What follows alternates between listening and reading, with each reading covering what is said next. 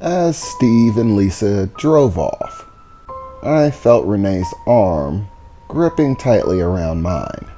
I looked over to her as she smiled up at me. Finally some alone time. Steve and Lisa are great, but they're really not the reason that I'm in this group. It's nice to have some alone time every now and again, right? She said, still holding that cheerful smile.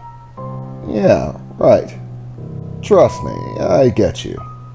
So, how about we go for a walk for the moment?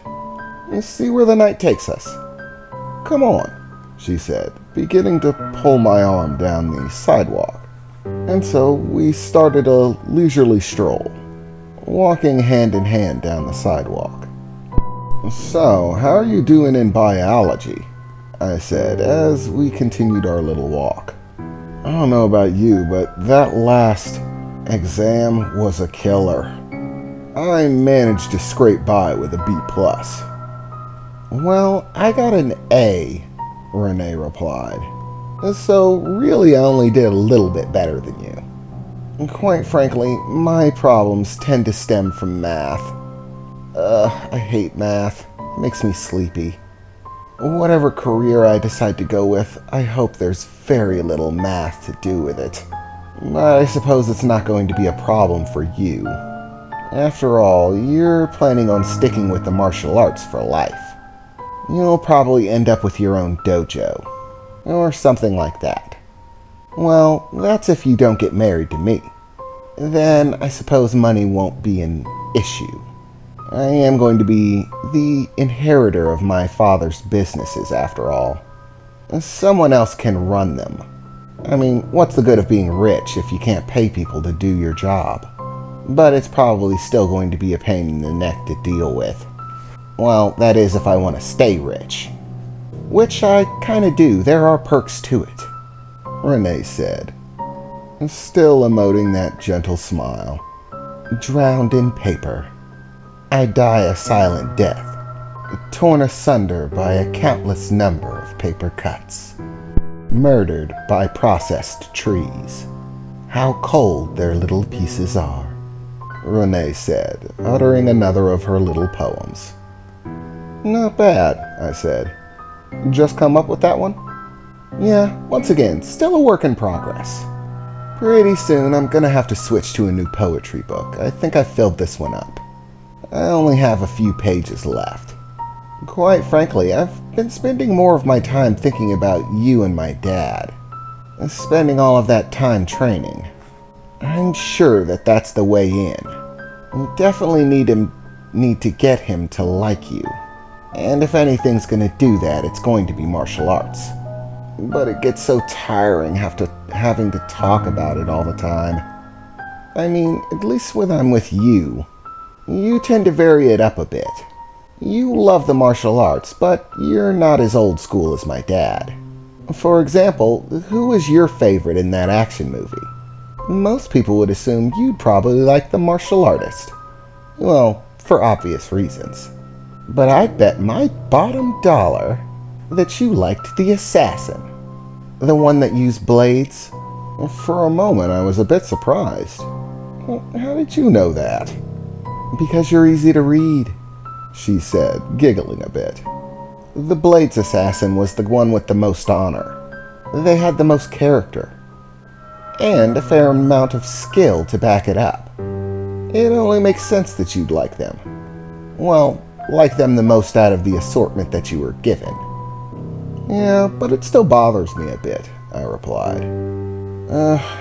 For whatever reason, being red kinda makes you feel simple.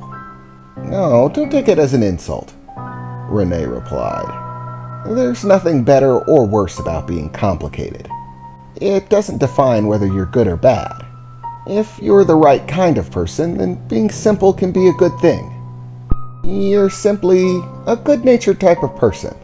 The kind of person that honor would appeal to. There's nothing wrong with that. It's actually one of the many things that I like about you. Well, thanks for the compliment, I replied, returning a warm smile to Renee. And so we continued to walk and talk like that for some time. In fact, we actually lost track of the time. Before we knew it, several hours had actually gone by. At this point, I was actually surprised Steve or Lisa hadn't called us, asking where we were and why we were taking so long. In the moment, I was actually a little lost in thought about it, wondering what Steve and Lisa were up to, when suddenly I felt a tug at my collar, a sudden pull down, and as I was pulled down a little bit, I found Renee's lips waiting for me, as she gave me a nice long kiss. As the kiss came to an end, Renee just smiled up at me. "Ha, caught you off your guard. If I was an assassin, you would be dead," she said, smiling.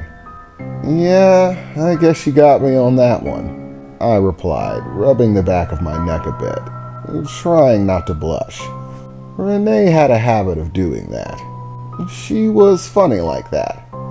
She preferred to catch me off guard with affection, give me a kiss when I least expect it, a hug when I least see it coming, and sneak up on me on a somewhat regular basis.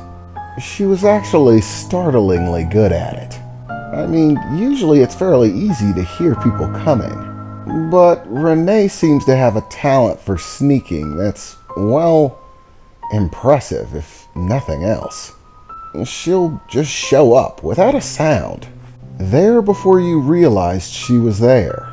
She's scared the crap out of me more than once, and she always finds it hilarious. Open my locker to put my books away, standing there by myself, and close the locker to find her standing there grinning at me. It startles the hell out of you, it really does. Like, where did she even come from? Didn't hear footsteps, didn't see anyone approaching, and bam, she's just there. Catching people off their guard seemed to be something that she could do very well. But despite the fact that most people might find it off-putting, for whatever reason, I found it adorable that she could get the better of me like that. Most people use predatory behavior in order to be bad. Sneak up on people in order to attack them. Be unheard or unseen because they have nefarious intent. But with Renee, for whatever reason, it was adorable. She'd scare your pants off and then, well, at least with me, give you a kiss. Like a wolf stalking its prey from the shadows. Only instead of fangs, you find soft lips at the other side. We had actually walked a surprisingly long distance from the movie theater where we were, actually ending up at the public park, or at least one of them. This was the one that people usually went to walk their dogs in the morning and afternoon. It had a small pond and lots of field room with lush green grass, some quaint park benches and things like that. And without any hesitation at all, I felt Renee begin to pull me in that direction, heading for one of the park benches. So we both sat down. Renee cuddled in close next to me, and for a few moments we sat there in silence, simply looking out at the park at night. I was actually about to open my mouth and say something about how nice it was. A cool breeze floating by, the moon pretty high in the sky, so there was that dim glow over everything that you can only get from moonlight, actually reflecting off of the pond in the middle of the park fairly well. But as I looked down, Renee got me again. Another surprise kiss.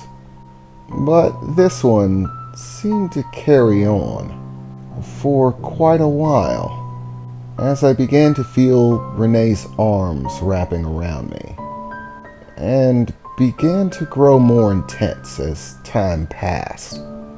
Renee even pulled my arms around her, placing them around her body, and before I even realized it, Renee had gotten into my lap, and our makeout session was getting, well, intense, to say the least.